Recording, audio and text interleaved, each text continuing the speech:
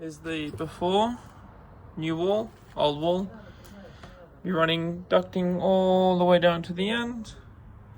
And the multi-head will be installed over there.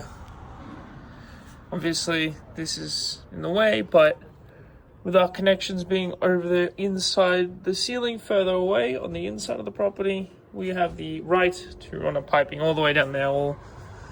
It's an old property.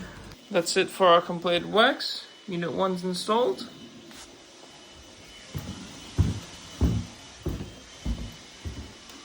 Unit 2 is completed. Beautifully installed on the wall. Unit 3,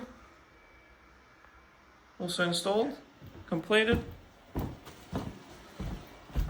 And Unit 4, completed with pure precision.